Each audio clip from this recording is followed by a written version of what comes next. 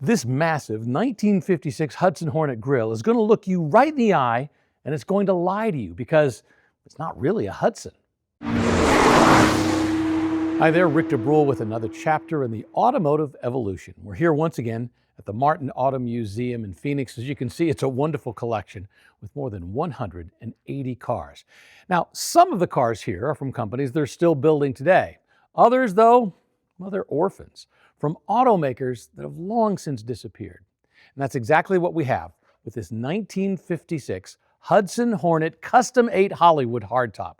You're looking at the last gasp of a company that had survived World War I. It had survived the Depression, but it couldn't survive the fabulous 50.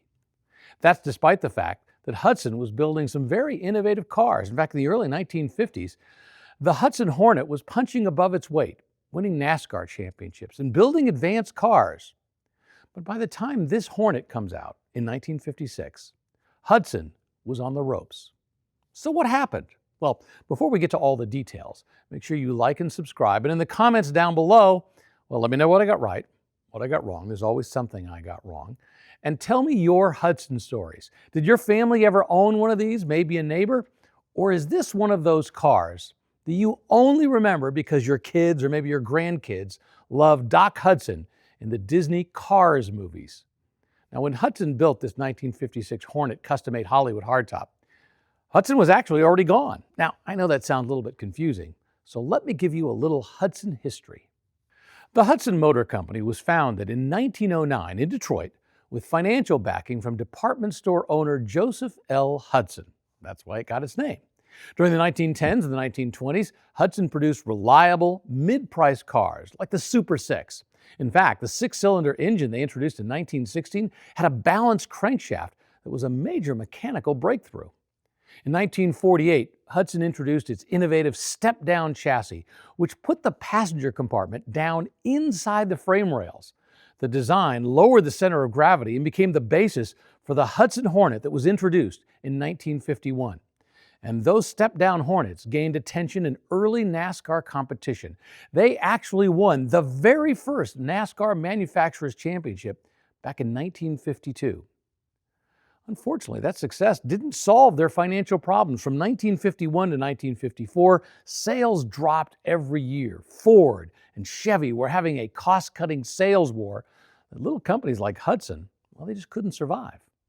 So in 1954, they merged with Nash Kelvinator to form American Motors Corporation. The Hudson factory was actually shut down. The cars that carried the Hudson name, well, they were basically rebadged Nashes, sometimes referred to as hashes. For 1956, the new owners took one last stab at trying to save Hudson, and this car is the result. They created something called the V-line styling.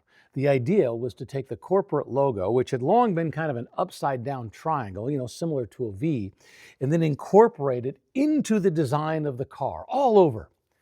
But buyers back then weren't impressed. I mean, take a good look at this car, and then take a look at the 1956 Chevy with its shoebox styling, or the 56 Ford with its Jet Age design. When you come back to this 56 Hudson Hornet, and I mean, this was the cool version, right? The Hornet 8 Custom Hollywood hardtop. This car looks like it was just trying a little too hard to fit in. All right, let's take a walk around and look at the styling of our 1956 Hudson Hornet Custom 8 Hollywood hardtop. That's a lot to say, and we'll explain what it means in just a little bit. But first, you really have to take a look at all of the V-design elements that they put in here. Underneath the hood ornament, the logo itself, at the top of the grille, even the bottom of the grille is a massive V shape. And that's just the beginning. As you walk around this car, inside and out, V's are everywhere. Now, the guy who really pushed for this design change was the guy who was the head of AMC Design, their design chief. His name was Edmund Anderson. He's the one who said, let's go in a bold new direction. Just because it's bold and just because it's new doesn't mean it's good. And I think a lot of people said this was not the design they wanted. One of the things that kind of confuses me is this shelf that they've put in right here. Now, the year before, in 1955, the hood kind of comes down the way a standard hood of the 1950s would. This is a really awkward look where it's got this shelf and then the hood comes up over the top. Not quite sure why they came up with that design, what they were thinking of. but it's just kind of a strange little element. Now, you do get a two-tone look to it, so I guess it adds a visual thing, but boy, it's just a little bit different. They also added these, I'm not sure what to call these, little eyebrows, fins above the headlights. It's interesting, see these little grills in here, if you get a little closer. These are not real. They're just for looks. 1957 in Chevy, they of course would have the air inlets right here. For 1956 on this Hudson, that was purely a design element. I do like the way they made this little bright chrome section underneath the grille, kind of design in and go off to the side. For 1955, and it actually stopped right here with the driving lights, parking lights, we're going to call them right here, the turn signals. But for 1956, I like the way they at least did that element. That's probably about the only element that I really find particularly, nice in terms of the way they did it. This car has a 121-inch wheelbase, which you have to remember was pretty large for the time. I mean, both Chevy and Ford were running 115-inch wheelbases. And when you look at the overall length of this thing, I think it's 209 inches. That's nearly a foot longer than what you would get if you were buying yourself a Ford or a Chevy. Have another one of our Vs right here with a great little V8 emblem right there. This section was added for 1956. For 1955, it had come down from here and cut across, and it was a two-tone paint thing. This has kind of that 1957 Chevy anodized gold look, the aluminum panel right there. A nice element, I guess, and from a style perspective, not enough to save the rest of the car. Still working on the fins right here, big chrome element that they've added. By the way, this curved glass, I think they came out with this in 1955. 1954, they were using a simpler rear window. 1955, they went to this wraparound curved glass, which is a nice design element. However, once again, I just think overall the car doesn't quite work. We have our classic Continental kit on the back, right, where you would take the tire, stick it out onto the back so you got more room inside the trunk, which is really crazy when you think about it, because trunks back then were massive. And to put this out here, it actually did a couple things. Yes, it gave you more room, but also made the tail end of the car, well, a little loose. All this extra weight hanging off the back of the car made it longer, made it just a little more awkward. By the way, here we have yet another V-shaped emblem. So if you're counting, there's more than a few. In fact, if we look on each wheel, we're going to see those as well. So no shortage of those. Now, as I mentioned, this is what's called a hardtop design. It has no B-pillar right here. A lot of the cars in the 1950s were starting to go to this style of having a separate look where some cars would have a B-pillar, which was stronger, but this, they had figured out a way to make the roof as strong as possible. And this way, when you roll down the windows, this entire expanse is open air. So it's a much more stylish look, much nicer look, and we'll talk about that too when we get to the inside, which we'll go inside in just a minute. Trying to use the Hollywood name, hoping that would help a little bit. And this is another one of those awkward design elements. This air inlet for the inside of the car. I mean, sure, it's big, it's bold, but it look kind of awkward with these tooth-looking things. So once again, it's one of those cars, when you look at it overall, you're like, well, I give them credit for trying, but to be honest with you, don't think there's any doubt that they missed the mark. They tried a little too hard to be as blingy as possible.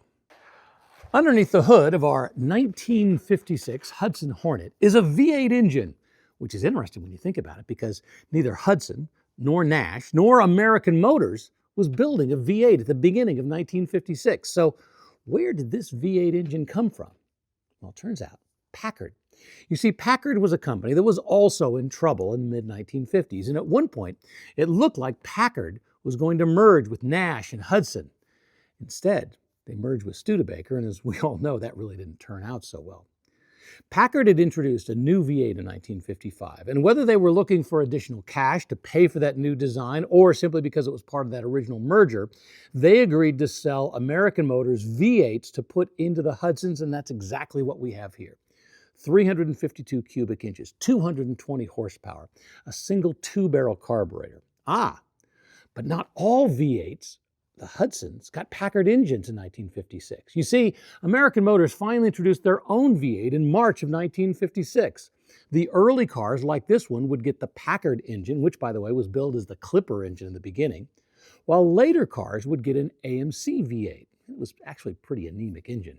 Oh, and by the way, there was still a six-cylinder option available. In fact, there were two of them, a 202 cubic inch and a 308 cubic inch. Am I confusing you yet? Because It's really a perfect example of a company struggling to survive, looking for all kinds of solutions. Ultimately, of course, none of them did the trick. The 56 Hudson looked new on the outside, and it also looked new on the inside. In fact, the moment you looked at the dash, you knew things were different.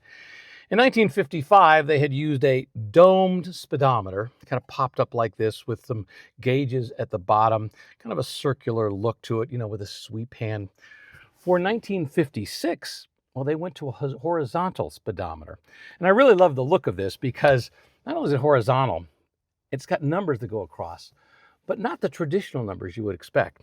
Instead of seeing 10, 20, 30 for speedometer for miles per hour, what you're getting are just numbers, 1, 2, 3, 4, 5, 6, almost like a clock. Kind of an elegant, more of a stylish look. The gauges are down below, temperature, fuel, some warning lights. In the center of the dash, the radio is in a similar location to the year before, right in the center. But for 1956, they move it up, loud and proud, popping above the dashboard.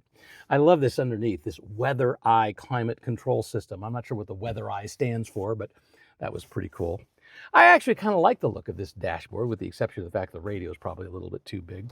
I like the fact that the bright work extends from the side here, goes all the way across, kind of an elegant look, just a clock on that side.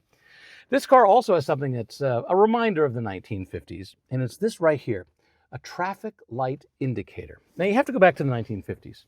Oftentimes back then, the traffic lights weren't on the other side of the intersection. They were actually hanging in the center of the intersection, which meant sometimes when you were sitting at a light, if it was stopped, it was red, to see it change, you were going to have to lean forward. And you also have to remember that a lot of cars back then had sun visors to keep the sun out of your eyes. In fact, a lot of the cars we have here at the museum from the 1950s have those, or from the 40s. So as a result, when the traffic light changed, it was really hard to see it. This traffic light indicator was a prism of glass that reflected that light, so you could see when it went from red to green or from green to red. That just enabled you to get a little better view of what was happening up front. As I mentioned, there's a lot of V's on the outside of this car. There are a lot of V's on the inside of this car. And to be honest, some of them are kind of hidden, right? They're down below the door handle right there. And even in the back seat, if you look right here, they're kind of hidden down below this armrest with both the logo, which has a V, and then that little bright work element right there. The back seat is actually pretty big. Remember, this has a 121-inch wheelbase, and they were using that, right? You've got plenty of room up front, big, wide seats. I'm not sure if these are wider than Ford or Chevy, but they just feel that way. But once again, plenty of room in the back, and they also have this massive center console that can flip down. Let's see if I can reach it. Look at that. It almost makes like a bucket seat because it's so conforming to it on either side. Remember, this is a hardtop. It does not have a B-pillar right here, so you're missing that thing. So therefore, when you roll down the windows, well, it's just this big expanse, I should say, of space that you can see all around. So, it made it feel like there was a lot more room available to you, because once again, it was a pretty big car. About 56,000 Hudsons were sold in 1955, the year before this one. In 56, when this car was new, that was down to just 22,000. And only about 1,000 were like this one, this Hornet Custom 8 Hollywood hardtop. Pretty rare car. Declining sales really sealed the doom of Hudson. 1957 was the final year. Only 4,100 were sold, but it was a shortened production year. Nash, well, they died the same year. American Motors wanted to focus on their new brand, the Rambler, which was starting to get all of the attention. Over the years, Hudson was innovative and sporty, and they survived nearly half a century, which was a pretty good run. And this final car, well, it does say Hudson on the outside. It was mainly a Nash underneath with that Packard drivetrain. In fact, a lot of people jokingly referred to these cars at the very end, not as Hudsons or a Nash, but a hash.